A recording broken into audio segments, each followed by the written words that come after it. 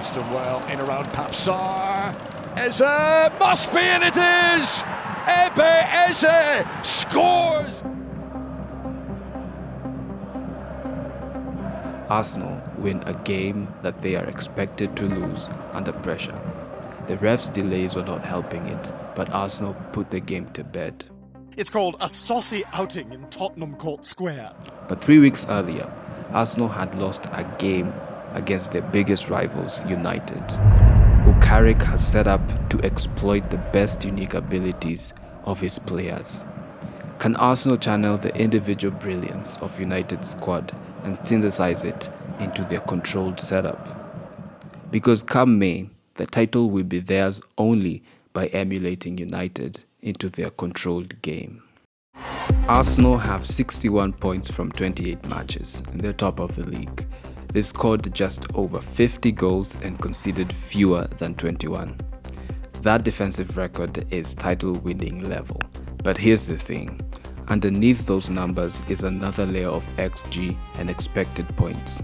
But XG and expected points are just averages built from a team's performance history. Teams cannot sustainably beat their own average forever because of regression to the mean.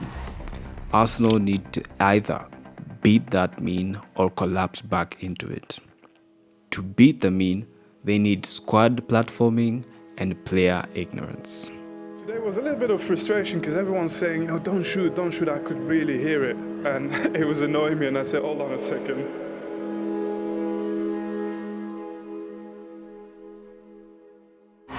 Arsenal don't have a talent problem. They don't have a tactical problem. What they have is a squad management problem. The management of tension between control and unpredictability. If Arsenal maintain control but lose uncertainty, they'll draw too many games. If they embrace uncertainty and lose control, they'll concede too much. But to win the league, they need both. This squad is the foundation everything else sits on. Arsenal concedes less than 1 goal per game on average. That happens because every player understands space. Watch Saliba. He doesn't react late, he moves early. Watch Rice, he doesn't chase the ball, he controls where the ball should go. The fullbacks push forward with intelligence to not expose the defense. Everyone moves with a shared awareness. What this creates is a flaw. Even when Arsenal are not at their best, they're still extremely hard to beat. This reliability separates Arsenal from everyone else. But reliability alone doesn't win titles. It keeps you close, but simply cannot pull you ahead. You need mavericks for that. The maverick is the part you cannot coach. Players like Eze operate differently. They see solutions that don't exist in the system. The system maintains basic structure, while mavericks create the unique moments that shock historical averages. When Eze beats 2 players with 1 risky pass, people might see that as indiscipline, but it increases the number of chances created and increases the chances for scoring goals. This individual brilliance matters because title winners aren't guided by XG averages. They're decided by moments. Moments where one player changes the game faster than the opponent can adjust. Without moments, games stay deceivingly level.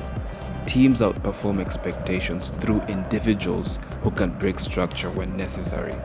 But Arsenal, for the past 3 seasons, have been unable to outperform the averages.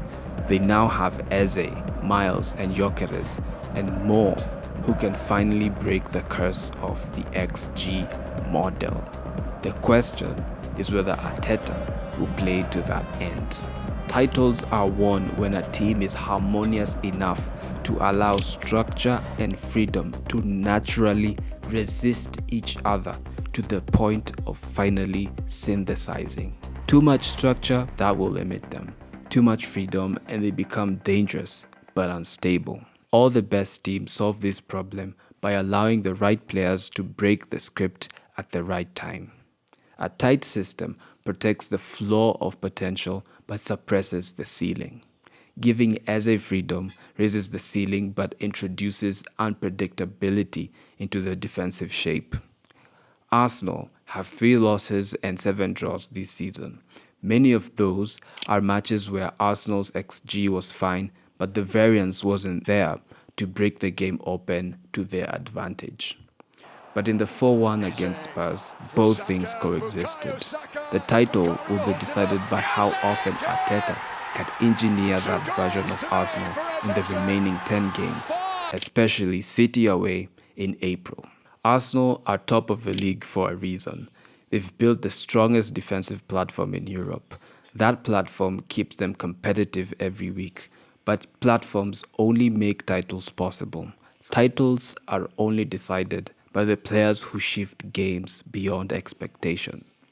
Arsenal are currently sitting 3 points above their expected points at the moment.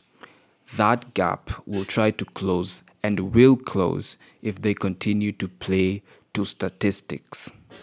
The final 10 games are a test of trust. These are not players you manage carefully to protect a lead.